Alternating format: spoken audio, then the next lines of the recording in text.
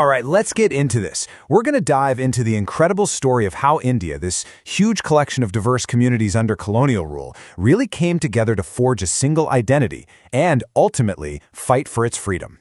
So, where does it all start? Well, you might be surprised to hear it begins with World War I. Now, the fighting was happening thousands of miles away.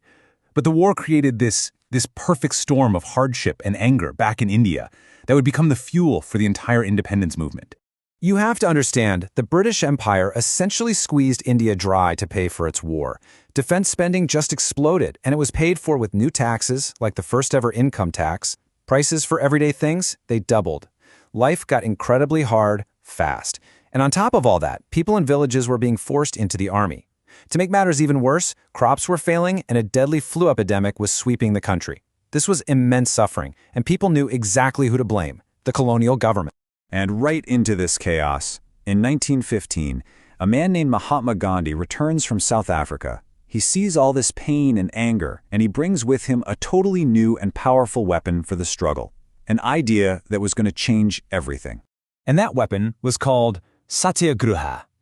Now, this wasn't about violence. It was about the force of truth. The core idea is actually pretty simple, but it's profound. If your cause is just, if you are on the side of truth, you don't need to use physical force.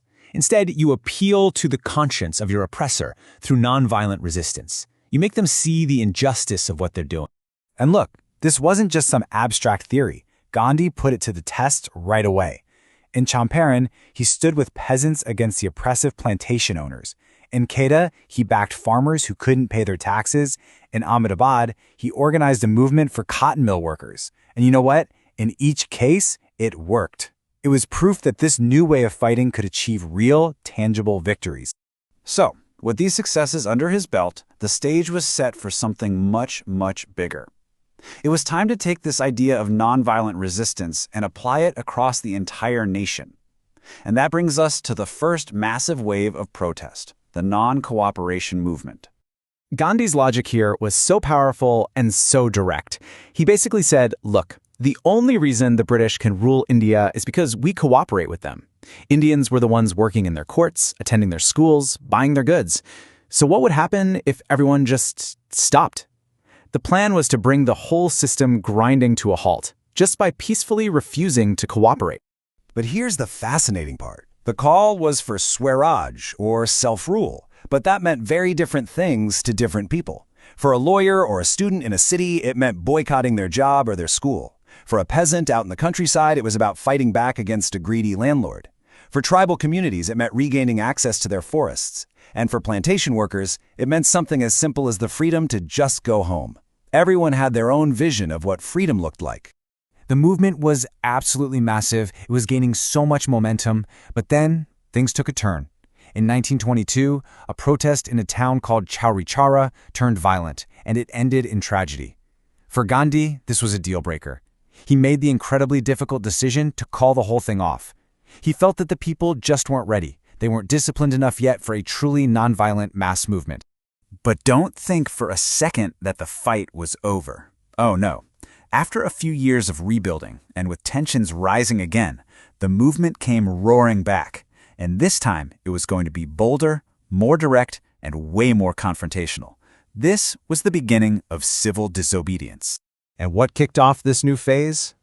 Well, it was one of the most iconic acts of protest in history, the Salt March. Gandhi sent a list of demands to the British Viceroy, and the most famous one was to get rid of the salt tax, a tax that hit every single person in India, rich or poor. When the demands were ignored, Gandhi and his followers started walking. They marched 240 miles to the sea, and when they got there, they made their own salt, openly and ceremonially breaking British law. This chart is really cool because it shows you just how much the struggle had evolved. The goal wasn't just Swaraj anymore. Now the demand was for Purna Swaraj, complete and total independence.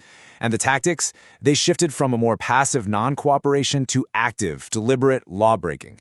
The movement also pulled in even more people, with huge participation from peasants and, for the first time, large numbers of women.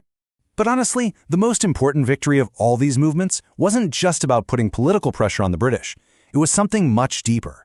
This was about forging a shared national identity, creating a sense of collective belonging for the very first time.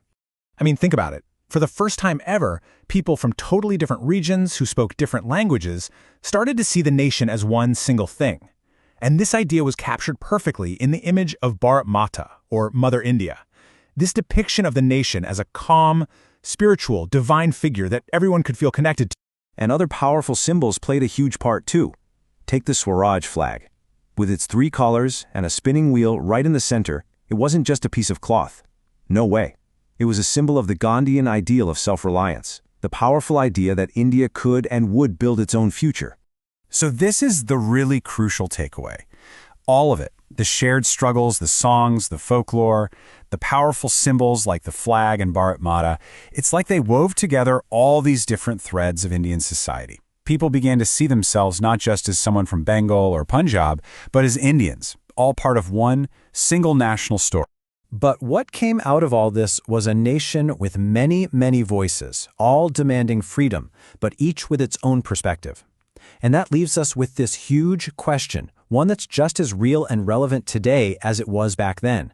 How does any nation, anywhere in the world, build a sense of unity while still honoring the beautiful, complex diversity of all its people?